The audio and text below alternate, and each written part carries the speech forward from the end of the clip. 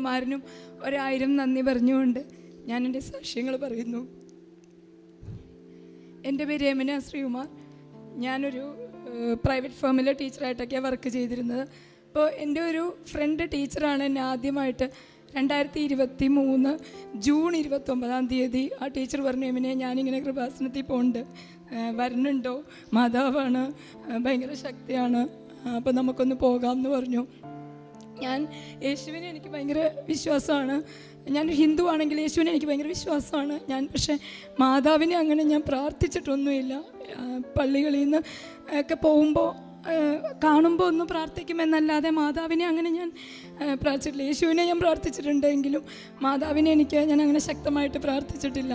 അപ്പോൾ ഞാനിവിടെ വന്നു, കൃപാസനത്തിൽ വന്നപ്പോൾ തന്നെ എനിക്ക് ഭയങ്കര ഒരു പോസിറ്റീവാണ്. എനിക്ക് ഭയങ്കര പോസിറ്റീവായിട്ടുള്ള ഒരു അനുഭവമാണ് ഉണ്ടായത്. ഞങ്ങളവിടെ വന്ന് നിൽക്കുമ്പോൾ ഇതുപോലെ മാതാവിനെ ഉടമ്പടി എടുക്കുന്നതും എല്ലാം കണ്ടു. പക്ഷേ എനിക്കെന്നാലും അതിൻ്റെ ഒരു സീരിയസ്നെസ് ഒന്നും എനിക്ക് അത്രയ്ക്ക് അറിയില്ലായിരുന്നു. ആ ടീച്ചറാണ് എന്നെ നിർബന്ധിച്ച് നമുക്ക് ഉടമ്പടി എടുക്കാൻ പോകാം അവിടെ പോകും. അപ്പോഴെനിക്ക് ഇവിടെ ഇങ്ങനെ വന്ന് നിൽക്കണമായിരുന്നു എന്നുള്ളൊരാഗ്രഹമാണ്. ഇവിടെ നിന്ന സമയത്ത് ജോസഫ് അച്ഛൻ്റെ പ്രസംഗം ഇവിടെ നടക്കണ്ടായിരുന്നു. ഞാൻ മാതാവ് ഇവിടെ നിന്നിട്ടും ഞാൻ അധികവും യേശുവിൻ്റെ അങ്ങോട്ടാണ് നോക്കിക്കൊണ്ടിരുന്ന് പ്രാർത്ഥിച്ചത്. അപ്പോൾ എന്നോട് ടീച്ചർ പറഞ്ഞു, യമനെ മാതാവ് നമ്മളെ നോക്കണ പോലെ ഇല്ലേ എന്ന് ചോദിച്ചു. ഇവിടെ ഞങ്ങൾ നിൽക്കുമായിരുന്നു. അതേ ഞങ്ങൾ ഉടമ്പടി എടുത്തു. ഉടമ്പടി എടുത്തിട്ടും ഉടമ്പടി ആദ്യത്തെ ഒരു മാസം ഞാൻ അത്ര സീരിയസ് ആയിട്ടല്ല നോക്കിയത്. മാതാവേ എന്നോട് ക്ഷമിക്കണേ, ഞാൻ പ്രാർത്ഥിച്ചു, അങ്ങനെ എല്ലാ കാര്യങ്ങളും ചെയ്തു. പക്ഷേ അതിനർഹിക്കുന്ന ഒരു സീരിയസ്നെസ് ഞാൻ കൊടുത്തില്ല. പക്ഷേ എങ്കിൽ പോലും അമ്മ എനിക്ക് ചെറുതായിട്ടുള്ള ഒരുപാട് അനുഗ്രഹങ്ങൾ എനിക്ക് തന്നിരുന്നു. അത് കഴിഞ്ഞ് ഞാൻ എനിക്ക് പറ്റുന്ന സമയങ്ങളിൽ അച്ഛൻ്റെ പ്രസംഗങ്ങൾ കേൾക്കാറുണ്ട്, പ്രഭാഷണങ്ങൾ കേൾക്കാറുണ്ട്. അതിലച്ഛന് പറഞ്ഞു തന്ന 1-2 കാര്യങ്ങൾ എനിക്ക് ഭയങ്കരമായിട്ട് സ്ട്രൈക്ക് ചെയ്തു. കാരണം നമ്മൾ എങ്ങനെയാണ് ഒരു ആത്മീയ ജീവിതത്തിൽ പെരുമാറേണ്ടതെന്നും അതുപോലെ തന്നെ ഒരു ഉടമ്പടിയിൽ എന്തൊക്കെയാണ് നമ്മൾ ശ്രദ്ധിക്കേണ്ടതെന്നും ഒക്കെ ഞാൻ സമയക്കുറവ് കൊണ്ട് വിശദീകരിക്കുന്നില്ല. പക്ഷെ അച്ഛൻ്റെ ആ ഒരു പ്രസംഗത്തിലൂടെ ഞാൻ എന്നെ തന്നെ തിരിച്ചറിഞ്ഞു, ഞാൻ ഇത്രയും പോരാ. 1 മാസമായി. അപ്പോഴത്തേന് ടീച്ചർ കുറേ കൂടി സീരിയസ് ആയിട്ടാണ് ചെയ്തത്. ടീച്ചർ ഇവിടെ വന്ന് സാക്ഷ്യം പറഞ്ഞു. അപ്പോൾ ഞാൻ പോരാ, എൻ്റെ രീതികൾ പോരാ എന്ന് വിചാരിച്ചു. പിന്നെ ഞാൻ തന്നെ മാറി. കുറേ കൂടി സീരിയസ് ആയിട്ട് ഞാൻ ഭയങ്കര സീരിയസ് ആയിട്ട് മാതാവിനിലേക്ക് ഞാൻ തിരിഞ്ഞു.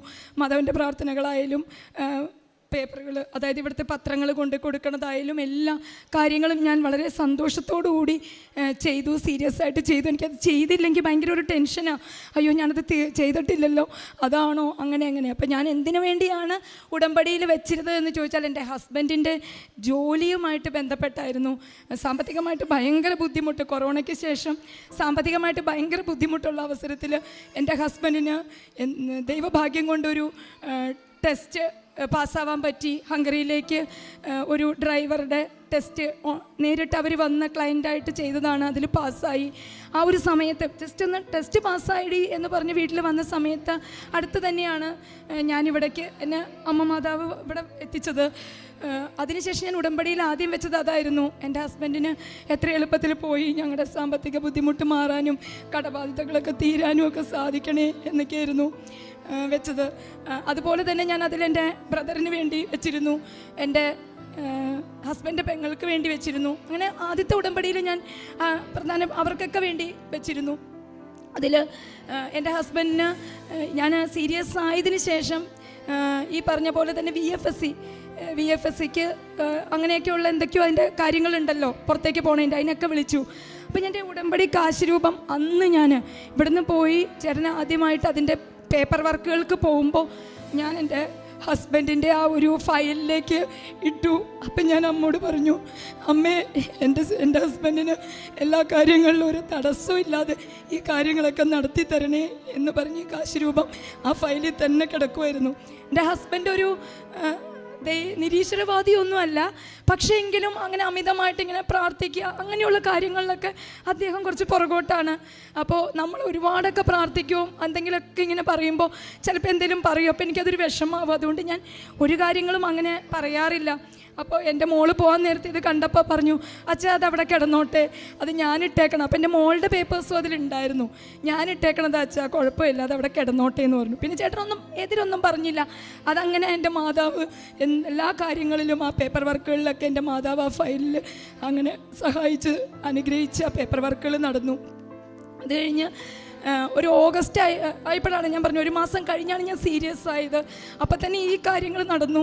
അപ്പോൾ ടീച്ചർ ഇവിടെ സാക്ഷ്യം പറയാൻ വന്നപ്പോൾ എന്നോട് ടീച്ചർ ചോദിച്ചു, ഇവനെ പറയുന്നില്ലേ സാക്ഷ്യം എന്ന് ചോദിച്ചു. അപ്പോൾ ഞാൻ പറഞ്ഞില്ല ടീച്ചറെ. അപ്പോൾ ഞാൻ അങ്ങ് സീരിയസ് ആയിട്ടൊരു കുറച്ച് ദിവസമേ ഉണ്ടായിരുന്നൊരു ഹാർഡ്ലി ഒരാഴ്ചയായിട്ടുണ്ടായുള്ളൂ. അപ്പം ഞാൻ സത്യമായിട്ടും ഇവിടെ നിന്ന് പറഞ്ഞാണ്, ടീച്ചറെ ഞാൻ അത്രയ്ക്ക് അർഹതയായിട്ടില്ല ഈ അൾത്താരയിൽ നിൽക്കാനായിട്ട്, ഞാൻ സീരിയസ് ആവണേ ഉള്ളൂ ടീച്ചറെ, ഞാൻ കുറച്ചുകൂടി കഴിഞ്ഞാണ് എനിക്ക് അമ്മയോട് കുറച്ചും കൂടി അടുത്ത് എനിക്ക് കുറച്ചും കൂടി ഞാൻ എൻ്റെ ആത്മീയമായ വിശുദ്ധിയിലേക്ക് എത്തിയിട്ടേ ഞാൻ സാക്ഷ്യത്തിന് ഈ അൾത്താരയിൽ കയറി നിൽക്കൂ എന്ന് ഞാൻ പറഞ്ഞു. അപ്പോൾ ടീച്ചറൊന്നും പറഞ്ഞില്ല, ചിരിച്ചു. അത് കഴിഞ്ഞ് പിന്നെ എനിക്ക് കൊന്ത ചൊല്ലാൻ അറിയില്ല, പക്ഷെ എനിക്ക് ഇവിടെ വന്നപ്പോൾ എല്ലാവരും കൊന്ത ചൊല്ലണം കണ്ടപ്പോൾ എനിക്ക് ഭയങ്കര ആഗ്രഹമായിരുന്നു. അവിടെ നമ്മുടെ സ്റ്റാളിൽ പോയിട്ട് കൊന്ത മേടിച്ച് അവിടെ നിന്ന് ബുക്കും മേടിച്ച്, അപ്പോൾ അവരോട് തന്നെ ഇതെങ്ങനെയാണ് ചൊല്ലണേന്ന് ചോദിച്ചു. അവരെനിക്കിങ്ങനെ അടയാളപ്പെടുത്തി തന്നു, ആദ്യം ഇത് ചൊല്ലണം അങ്ങനെയാണെന്ന്. പിന്നീട് ഞാൻ ഈ ഒക്ടോബറിൽ ഫുൾ സമയത്തും, അതായത് ഒക്ടോബർ മുഴുവനും കൊന്ത മാസമാണ്. അപ്പോൾ ആ സമയത്ത് ഞാൻ കൊന്ത ചൊല്ലി 1-ാം തീയതി മുതൽ ചൊല്ലാമെന്ന് വിചാരിച്ച് ഞാൻ എടുത്തു വെച്ച് 1-ാം തീയതി മുതൽ ചൊല്ലി. 4-ാം തീയതി ആയപ്പോൾ എൻ്റെ ഹസ്ബൻഡ് വിസ വന്നപ്പോൾ ഞാൻ ഒരുപാട് ഞങ്ങൾ സന്തോഷിച്ചു. അപ്പോൾ ഹസ്ബൻഡ് ഒരു ചെറിയ ജോലിക്ക് പോകുന്നുണ്ട്. ഹസ്ബൻഡിനോട് പറഞ്ഞു, ജോലി നിർത്തിക്കാം ശ്രീമാരെ, നമുക്ക് ഈ മാസം അവസാനം തന്നെ പോകാൻ പറ്റും എന്നൊക്കെ നിർബന്ധം പറഞ്ഞു. ഇടയ്ക്കിടയ്ക്ക് ലീവ് എടുത്ത് പോകണമായിരുന്നു. അപ്പോൾ അതുകൊണ്ട് എൻ്റെ ഹസ്ബൻഡ് ആ ജോലിയിൽ നിന്ന് മാറി. അപ്പം നമ്മുടെ ഉറപ്പായിരുന്നു അത് പോകാൻ സാധിക്കും എന്നുള്ള കാര്യത്തിൽ. അപ്പോൾ അങ്ങനെയൊക്കെ വന്നു, ഞാനും പ്രാർത്ഥിച്ചിരുന്നു. അപ്പോൾ മാതാവേ, ജപമാല റാലിയൊക്കെ നടക്കണതിന് മുമ്പ് എൻ്റെ ഹസ്ബൻഡിന് പോകാൻ പറ്റണേ എന്നൊക്കെ ഞാനും ഇങ്ങനെ ഓൺലൈനിലൊക്കെ എല്ലാവരും സാക്ഷിയൊക്കെ പറയണ കേട്ടപ്പോൾ എനിക്ക് അറിയില്ല എങ്ങനെയാണ് പ്രാർത്ഥിക്കുക. എന്നാലും ഞാൻ അങ്ങനെയൊക്കെ പ്രാർത്ഥിച്ചിട്ടുണ്ട്. പക്ഷേ ആദ്യത്തെ 15 പേരുടെ ലിസ്റ്റിൽ എൻ്റെ ഹസ്ബൻഡ് വിസ വന്നിട്ടും എൻ്റെ ഹസ്ബൻഡിൻ്റെ പേര് വന്നില്ല. അപ്പോൾ എനിക്കൊരു വിഷമായി. ഞാൻ എപ്പോഴും പറയുന്നു, നമ്മൾക്ക് എന്ത് കാര്യവും മാതാവ് മാറ്റി വയ്ക്കുന്നുണ്ടോ അത് നമ്മൾക്ക് കൂടുതൽ നന്നായിട്ട് തരാൻ വേണ്ടിയിട്ടാണെന്ന് ഞാൻ അതിനുശേഷം ഞാൻ ഒരുപാട് കാര്യങ്ങളിൽ നിന്ന് മനസ്സിലാക്കി. എനിക്കൊരു ചെറിയ സങ്കടം വന്നെങ്കിലും ഞാൻ ഓർത്തു, ഈശ്വര മാതാവേ, ഞാൻ ഇത്രയല്ലേ ആയുള്ളൂ പ്രാർത്ഥന തുടങ്ങിയിട്ട്, എൻ്റെ ആത്മീയ വിശുദ്ധി അല്ലെങ്കിൽ ഞാൻ എൻ്റെ പ്രാർത്ഥനയുടെ ഒരു അത്രയും പ്യുവർ ആവുമ്പോൾ എനിക്ക് മാതാവ് അത് തരും എന്ന് തന്നെ എനിക്ക് ഉറപ്പായിരുന്നു.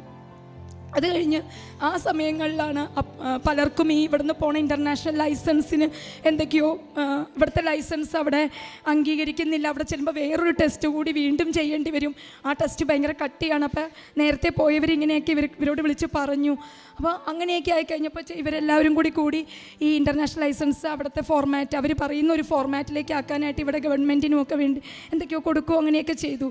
അപ്പോൾ അത് ഞാൻ വിചാരിക്കുന്നു, അവിടുത്തെ തടസ്സം പകരം മാതാവ് അതെനിക്കിവിടെ അതങ്ങനെ ആക്കി വൈകിച്ചതായിരിക്കാം എന്ന് വിചാരിച്ചു. അവിടെയും എനിക്ക് മാതാവ് അനുഗ്രഹമാണ് തന്നത്. ഇതിനോടിടയ്ക്ക് ഞാൻ 2ാമത് പുതുക്കിയപ്പോൾ, ഉടമ്പടി പുതുക്കിയപ്പോൾ എൻ്റെ ബ്രദറിൻ്റെ കാര്യം വെച്ചിരുന്നു. എൻ്റെ ബ്രദറും ഈ പറഞ്ഞ പോലെ സാമ്പത്തികമായിട്ട് ബുദ്ധിമുട്ടിലും ഒരുപാട് പ്രശ്നങ്ങളിലും ഒക്കെ ആയിരുന്നു. അപ്പോൾ അവന് വേണ്ടിയിട്ടൊരു നല്ല ജോലി ആവണേന്ന് ഞാൻ ഉടമ്പടിയിൽ ഒരു കാര്യം വെച്ചിരുന്നു. അപ്പോൾ പിന്നീട് 2ാം വട്ടം 15 പേര് പോകുന്നത് നവംബറിലാണ്. എൻ്റെ ഹസ്ബൻഡിന് പോകാൻ പറ്റണേ എന്ന് അവിടെ നിന്ന് വിളി വന്നു. അപ്പോൾ ഞങ്ങളതിൽ സന്തോഷിച്ചിരിക്കുകയായിരുന്നു. ആ സമയത്ത് വീണ്ടും എന്തുകൊണ്ടോ അവിടെ തടസ്സം വന്നു. അങ്ങനെ തടസ്സം വന്നു കഴിഞ്ഞപ്പോൾ ആ നവംബറിൽ എൻ്റെ ബ്രദർ അപ്രതീക്ഷിതമായിട്ട് പെട്ടെന്ന് അവൻ ഇൻ്റർവ്യൂ പോയിരുന്നു. ആ സമയങ്ങളിലൊക്കെ ഓഗസ്റ്റിലൊക്കെ ഒരു ഇൻ്റർവ്യൂ കഴിഞ്ഞ് നിൽക്കുമായിരുന്നു. പോകും എന്നൊക്കെ പറയണ്ടായിരുന്നു. പക്ഷേ എങ്കിലും ഞങ്ങൾ ഈ പറഞ്ഞ പോലെ അത്ര സീരിയസ് ആയില്ലായിരുന്നു. പക്ഷേ പെട്ടെന്ന് വിളിച്ചിട്ട് എൻ്റെ ബ്രദറിന് പോകാനായിട്ട് സാധിച്ചു. അവനിപ്പോൾ പോയി, അവൻ ജോലി പ്രവേശിച്ചു.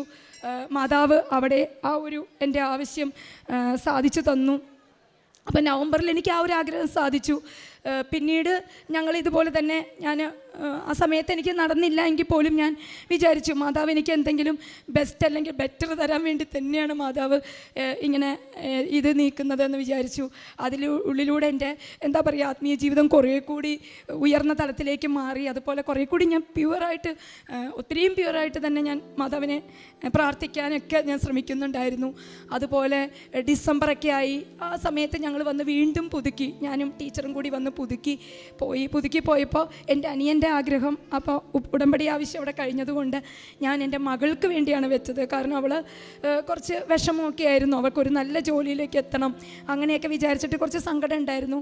അപ്പോൾ അതെല്ലാം വെച്ച് ഞാൻ അവൻ്റെ മാറ്റിയപ്പോൾ ഞാൻ എൻ്റെ മകളുടെ വെച്ചിട്ട് ഞാൻ പുതുക്കിയിട്ട് പോയി. അപ്പോൾ ഹസ്ബൻഡ് അതുപോലെ തന്നെ എനിക്ക് അത് കഴിഞ്ഞ് ഹസ്ബൻഡിൻ്റെ വിസ കാര്യങ്ങളൊക്കെ റെഡിയായി, ടിക്കറ്റൊക്കെ ആയി. അപ്പോൾ എൻ്റെ മനസ്സിൽ എപ്പോഴും ഒരു ആഗ്രഹം ഉണ്ടായിരുന്നു, എൻ്റെ ഹസ്ബൻഡ് ഇവിടെയൊന്നും വരണമെന്ന്. എൻ്റെ ഹസ്ബൻഡ് അങ്ങനെയൊന്നും എവിടെയും പോകുന്ന ആളല്ല, അപ്പോൾ വരണമെന്ന്. പക്ഷേ എനിക്ക് വിളിച്ചു കൊണ്ടുവരാൻ എനിക്കറിയാം ഹസ്ബൻഡ് വരില്ല. അങ്ങനെ വന്നപ്പോൾ ഈ ജനുവരി 1-ാം തീയതി രാവിലെ, അപ്പോൾ തലേ ദിവസവും ഞാൻ പ്രാർത്ഥിച്ച് കിടന്നു ഈ പുതുവർഷം എനിക്ക് നല്ലതാവണേ എന്നൊക്കെ പ്രാർത്ഥിച്ച് കിടക്കുമായിരുന്നു. അപ്പോൾ ജനുവരി 1-ാം തീയതി രാവിലെ ഒരു 5 മണിയൊക്കെ, അപ്പോൾ ഞാൻ രാവിലെ എഴുന്നേറ്റ് പ്രാർത്ഥിക്കാറൊക്കെ ഉള്ളതാണ്. അപ്പോൾ 5 മണിയായപ്പോൾ ഒരു കോള് വന്നേക്കുന്നു. അപ്പോൾ ചേട്ടൻ എന്തൊക്കെയോ സംസാരിച്ചിട്ട് എന്നോട് ഫോൺ അങ്ങ് വെക്കാൻ പറഞ്ഞു. ഞാൻ വെച്ചപ്പോൾ ചോദിച്ചു ആരാന്ന് ചോദിച്ചപ്പോൾ ഞാൻ എന്നോട് ഒരു ഓട്ടം വിളിച്ചതാ. അത് അവരെന്തോ കൃപാസനത്തിൽ പോകാനായിട്ട് വണ്ടി ഓടിക്കാൻ ഡ്രൈവറെ വെച്ചിരുന്നു. ആ ഡ്രൈവറെ രാവിലെ വിളിച്ചിട്ട് ഫോൺ എടുക്കണില്ല. അവരെ കുറേ വിളിച്ചിട്ടും ഫോൺ എടുക്കണില്ല. അപ്പോൾ എനിക്ക് വണ്ടി ഓടിക്കാൻ അറിയാവുന്നതുകൊണ്ട് അവരെ അവർക്ക് വണ്ടിയുണ്ട് കൊണ്ടുപോകാമോ എന്ന് ചോദിച്ചാണെന്ന് പറഞ്ഞു. അപ്പോൾ എൻ്റെ ഹസ്ബൻഡ് ന്യൂ ഇയർ ഒക്കെ ആഘോഷിച്ചിട്ട് കിടക്കുകയാണ്. അപ്പോൾ ഹസ്ബൻഡ് പറഞ്ഞു 1 മണിക്കൂർ കഴിഞ്ഞാണെങ്കിൽ വരാം, ഞാനിപ്പോൾ കിടന്നുള്ളൂ, 1 മണിക്കൂർ കഴിഞ്ഞ് മതിയോ എന്ന് ചോദിക്കണതാണ് ഞാൻ കേട്ടത്. അപ്പോൾ ഞാനിരുന്ന് ഇങ്ങനെ പ്രാർത്ഥിക്കുക, മാതാവേ ആ ഡ്രൈവർ ഫോൺ എടുക്കല്ലേ, എൻ്റെ ഹസ്ബൻഡ് അവരെ കൊണ്ടുപോകണേ, അങ്ങനെയെങ്കിലും പോകുന്നതിന് മുമ്പ് മാതാവിൻ്റെ ഈ മണ്ണിൽ എൻ്റെ ഹസ്ബൻഡ് അവിടം വരെയെങ്കിലും വന്നിട്ട് അവരെ ആക്കിയിട്ട് അതൊരു പുണ്യപ്രവൃത്തിയാണല്ലോ, ചെയ്തിട്ട് പോകാൻ പറ്റണേ എന്ന് ഞാൻ അത്രയും പ്രാർത്ഥിച്ചു. അത് കഴിഞ്ഞ് ഞാൻ 5:30 ആയപ്പോൾ പ്രാർത്ഥനയ്ക്ക് കയറിയതിന് ഇപ്പോൾ കുളിച്ച് പോകുന്നുണ്ടോ എന്ന് ചോദിച്ചപ്പോൾ ആ ഉറക്കക്ഷീണം കൊണ്ടാന്ന് പറഞ്ഞ് തിരിഞ്ഞു കിടന്നു. അത് കഴിഞ്ഞ് ഞാൻ പ്രാർത്ഥിക്കാനായിട്ടിരുന്ന് പ്രത്യക്ഷീകരണ പ്രാർത്ഥന ചൊല്ലിക്കഴിഞ്ഞ് സർവശക്തൻ ചൊല്ലാറായപ്പോഴത്തേക്കും എൻ്റെ ഹസ്ബൻഡ് എഴുന്നേറ്റ് കുളിച്ച് പറഞ്ഞു, അവർ വീണ്ടും വിളിച്ചു, ഞാൻ അതുകൊണ്ട് പോവുക അവരെ കൊണ്ടുപോവുകയാണെന്ന് പറഞ്ഞു. എനിക്ക് ഇത്രയും എൻ്റെ അനിയൻ്റെ ജോലി, എൻ്റെ ഹസ്ബൻഡ് ഇതേ ഇപ്പോൾ ഫ്ലൈറ്റിലാണ്, എൻ്റെ ഹസ്ബൻഡ് പോയിക്കൊണ്ടിരിക്കുകയാണ്. ഇന്ന് രാവിലെ 10:30 ഫ്ലൈറ്റ്. എനിക്കിതിലെല്ലാം സന്തോഷമായത് ജനുവരി 1-ാം തീയതി രാവിലെ എൻ്റെ ഹസ്ബൻഡിനെ അമ്മ കൃപാസനത്തിലേക്ക് വിളിച്ച് അവർക്ക് വേണ്ടി ഈ മിറ്റം വരെ, അതായത് ഇവിടെ വരെയെങ്കിലും ഞാൻ എവിടം വരെ വന്നു എന്നോ പ്രാർത്ഥിച്ചോ എന്നോ കയറിയോന്നോ ഒന്നും ഞാൻ ചോദിച്ചില്ല. പക്ഷെ അത് അമ്മയുടെ ഒരു വലിയ കൃപ തന്നെയായിരുന്നു. ഹസ്ബൻഡ് പോണതിന് മുമ്പ് എൻ്റെ അമ്മയുടെ നടക്കുക ഒന്ന് വരണം എന്നെനിക്കൊരാഗ്രഹം ഉണ്ടായിരുന്നു. അമ്മ മാതാവ് അതെനിക്ക് സാധിച്ചു തന്നു. എനിക്ക് ഈ ന്യൂ ഇയറിൽ കിട്ടിയ ഏറ്റവും വലിയ ഗിഫ്റ്റ് അതാണ്. അതോടുകൂടി തന്നെ എനിക്ക് വളരെ സന്തോഷമായി. അത് കഴിഞ്ഞ് ചേട്ടൻ്റെ പേപ്പേഴ്സ് ടിക്കറ്റ് 2-3 പ്രാവശ്യം വൈകിയെങ്കിലും അതിനുശേഷം ടിക്കറ്റൊക്കെ ഓക്കെ ആയി. ഇന്നലെ ഇവിടുന്ന് ബാംഗ്ലൂർക്ക് പോയി, ഇപ്പോൾ അതേ ഫ്ലൈറ്റിൽ പോയിക്കൊണ്ടിരിക്കുകയാണ്. അപ്പോൾ ഞാൻ ഇന്ന് തന്നെ, എനിക്ക് ഭയങ്കര ആഗ്രഹമായിരുന്നു, ഇന്ന് തന്നെ ഞാൻ എൻ്റെ മാതാവിൻ്റെ സന്നിധിയിൽ വരുമെന്നും എൻ്റെ മാതാവിനോട് ഞാൻ എൻ്റെ സാക്ഷ്യം പറയുമെന്നും. അപ്പോൾ എനിക്ക് സാക്ഷ്യം പറയാനൊന്നും എനിക്ക് അത്രയ്ക്ക് അറിയില്ല. അപ്പോൾ ഞാൻ മാതാവിനോട് പ്രാർത്ഥിച്ചുകൊണ്ട് തന്നെയാണ് വന്നത്. മാതാവ് എനിക്ക് സാക്ഷ്യം പറയാൻ സാധിക്കണേ എന്ന് തന്നെ പ്രാർത്ഥിച്ചാണ് ഇവിടെ എത്തിയത്. അതുപോലെ തന്നെ അമ്മ മാതാവ് എനിക്ക് സാധിച്ചു തന്നു.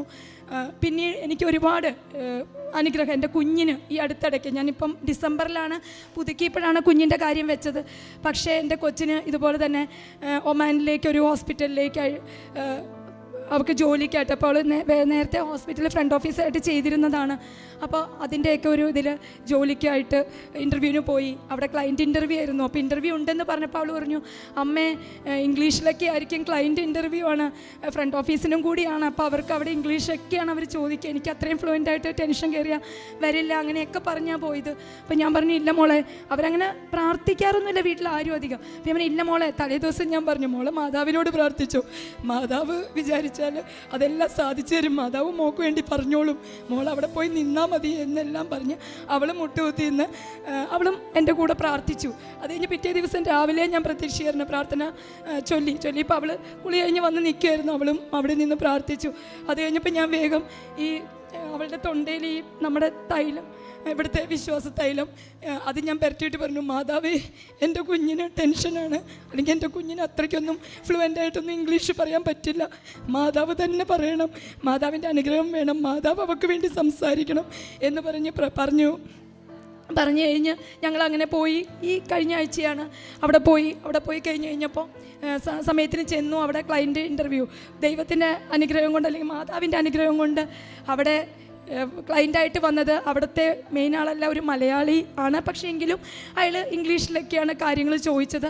അത്യാവശ്യം കാര്യങ്ങൾ ചോദിച്ചു കഴിഞ്ഞാൽ പിന്നെ അയാൾ മലയാളത്തിലാണ് സംസാരിച്ചത്. അത് അവൾക്ക് ഭയങ്കര ആശ്വാസമായി. അതുപോലെ തന്നെ ഞാൻ അവിടെ പോകാൻ നേരത്തെ ഞങ്ങൾ അവിടെ കയറാറായപ്പോൾ അമ്മ മാതാവിൻ്റെ ഉപ്പ് അവിടെ ഇട്ടിട്ടാണ് അവക്കടെ കൈ കൊടുത്ത് ഞാൻ പറഞ്ഞു, മോൻ അവിടെ അതിട്ടിട്ട് തന്നെ മോൻ കയറിക്കോ, മോനുണ്ടാവും. പിന്നെ ഈ ഉടമ്പടി നമ്മുടെ ഈ കാശ് രൂപം ഞാൻ അപ്പം എടുത്ത് എൻ്റെ മകളുടെ ഫയലിലേക്ക് ഇട്ടിരുന്നു. അമ്മ മാതാവിനെ മുറുകെ പിടിച്ചു മോൻ ഫയൽ പിടിക്കുമ്പോൾ. അങ്ങനെ അത് പാസ്സായി എന്ന് പറഞ്ഞു. ഒരു പാസ്പോർട്ട് അവിടെ മേടിച്ച് വെച്ചു. ഓഫർ ലെറ്റർ വരും, അടുത്ത ദിവസത്തിനുള്ളിൽ വരും എന്ന് പറഞ്ഞു. എനിക്ക് ഉറപ്പുണ്ട് എൻ്റെ അമ്മ മാതാവ് ആ ഓഫർ ലെറ്റർ അയക്കുമെന്നും എൻ്റെ കുഞ്ഞിനെ രക്ഷിക്കുമെന്നും എനിക്ക് ഉറപ്പുണ്ട്. അതുപോലെ തന്നെ ചെറുതും വലുതുമായിട്ട് സാമ്പത്തികമായിട്ടൊരു സമയത്ത് ഞാൻ ഒരിക്കലും ഇങ്ങനെ എനിക്കൊരു വിഷമമാണ് സമയം വെച്ച് പ്രാർത്ഥിക്കണമെന്ന് യൂട്യൂബിലും എല്ലാവരും പറയുമ്പോൾ എനിക്ക് പേടിയാണ്, നമ്മൾ അമ്മയെ പരീക്ഷിക്കണതാണോ അങ്ങനെ നമ്മൾ ഇത്ര സമയം എന്ന്. പക്ഷേ എനിക്ക് അങ്ങനെ ഒരു കൃപയും അമ്മ മാതാവ് തന്നു. എൻ്റെ ഹസ്ബൻഡിന് സാമ്പത്തികമായിട്ട് അവിടെ കൊടുക്കാൻ പൈസയുടെ ബുദ്ധിമുട്ട് വന്ന സമയത്ത് 3 മണിക്ക് കൊടുക്കണമായിരുന്നു. ആ സമയത്ത് 10 മണി ആയപ്പോഴാണ് എൻ്റെ ഹസ്ബൻഡ് പറയണം, ചോദിച്ചെടുത്തൊന്നും കിട്ടിയില്ല, 3 മണിക്ക് 1.5 ലക്ഷമോ അങ്ങനെ എന്തോ ഒരു രൂപ കൊടുക്കണം എന്ന് പറഞ്ഞു. അപ്പോൾ അങ്ങനെയായപ്പോൾ 1-2 പേരുടെ ഓണത്തിൻ്റെ സമയമോ അത് ആ ഓണത്തിൻ്റെ സമയത്തായിരുന്നപ്പോൾ ആളുകളുടെ കയ്യിൽ ഈ പറഞ്ഞ പോലെ ഓണഫണ്ട് ഒന്നുമില്ല. എവിടെ ചോദിച്ചിട്ടും എല്ലാവരും ഓണം 2-3 ദിവസം ഉള്ളതുകൊണ്ട് എല്ലാവരുടെയും കയ്യിൽ പൈസ ടൈറ്റാണ്. ആ അവസരത്തിൽ ഞാൻ ഇതുപോലെ തന്നെ ആദ്യമായിട്ട് മാതാവിനോട് ഞാൻ പറഞ്ഞു, മാതാവേ ഒരു 12 മണിയായിട്ടും 12:30 ആയിട്ടും പൈസ ആയിട്ടില്ല. അപ്പം ഞാൻ മാതാവിനോട് എനിക്ക് ഭയങ്കര ടെൻഷൻ കയറി.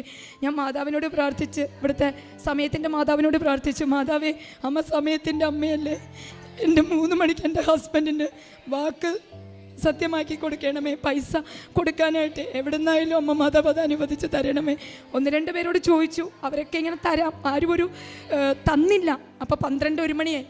എനിക്കറിയില്ല, ഞാൻ ഭയങ്കരമായിട്ട് ഇത് പ്രാർത്ഥിച്ച് കഴിഞ്ഞ് കിടന്നങ്ങ് ഉറങ്ങിപ്പോയി. എങ്ങനെ ഉറങ്ങിയ ഈ ടെൻഷനൊക്കെ ഉണ്ടായിട്ടെന്ന് എനിക്കറിയില്ല. ഞാൻ ഉറങ്ങി എഴുന്നേറ്റപ്പോൾ 2:40 3 മണിക്ക് അയാൾക്ക് പൈസ കൊടുക്കാൻ വേണം. ഞാൻ എഴുന്നേറ്റിട്ട് ഞാനിത് ഓർക്കുന്നില്ല, ദൈവമേ പൈസയായോ, ചേട്ടൻ പോയോ, കൊടുത്തോ ഇതൊന്നും. അത് കഴിഞ്ഞപ്പോൾ വേഗം തന്നെ എൻ്റെ ഹസ്ബൻഡ് പെങ്ങടെ മോൻ അവിടെ ഇരിക്കണ്ടായിരുന്നു. ചോദിച്ചു, അമ്മാവൻ എന്ത് ചെയ്യണം? പിന്നെ അമ്മാവൻ താഴെ ഉണ്ടമ്മായി എന്ന് പറഞ്ഞു. അപ്പം ഞാൻ വേഗം ചെന്നിട്ട് എൻ്റെ ഹസ്ബൻഡിനോട് ചോദിച്ചു, പൈസയായോ എന്ന് ചോദിച്ചു. പൈസയായോ എന്ന് ചോദിച്ചപ്പോൾ എൻ്റെ മാതാവ് സമയവും എനിക്ക് അമ്മയുടെ കയ്യിലാണെന്നുള്ള സാക്ഷ്യത്തിന് ഇതായിട്ട് എൻ്റെ ഹസ്ബൻഡ് ചോദിച്ച എല്ലാവരുടെ അടുത്തും പൈസ കിട്ടി. കൊടുത്തു കഴിഞ്ഞ് ബാലൻസ് 35,000 രൂപ വന്നു, എല്ലാവരും അയച്ചു കൊടുത്തു കഴിഞ്ഞു. അങ്ങനെ എല്ലാ തരത്തിലും എൻ്റെ അമ്മ മാതാവ് ഞാൻ മനസ്സുകൊണ്ട് എന്താഗ്രഹിച്ചിട്ടുണ്ടോ അമ്മ മാതാവ് അതെനിക്ക് സാധിച്ചു തന്നിട്ടുണ്ട്. അതിന് ഞാൻ അമ്മ മാതാവിനോടും തിരുകുമാരനോടും കോടാനുകോടി നന്ദി പറയുന്നു. ഇനിയും എനിക്ക് അമ്മ മാതാവിനെ സ്നേഹിക്കാനും വിശ്വസിക്കാനും അമ്മ മാതാവിൻ്റെ കൃപയിൽ ജീവിക്കാനും അമ്മ മാതാവ് അനുഗ്രഹം തരണേന്ന് മാത്രമേ ഈ അൾത്താരയിൽ നിന്ന് ഞാൻ പറയുന്നുള്ളൂ. അതിനുവേണ്ടി ഇവിടെ പ്രാർത്ഥിക്കുന്ന ഓരോ കൃപകൾക്കായിട്ട് പ്രാർത്ഥിക്കുന്ന എല്ലാവർക്കും അമ്മ മാതാവിൻ്റെ അനുഗ്രഹം ഉണ്ടാവട്ടെ. നന്ദി.